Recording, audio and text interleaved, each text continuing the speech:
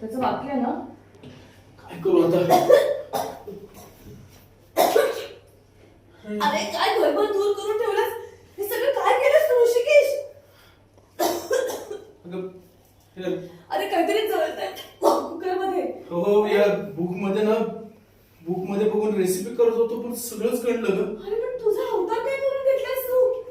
अरे केवढा पसंत केलास रे देवा.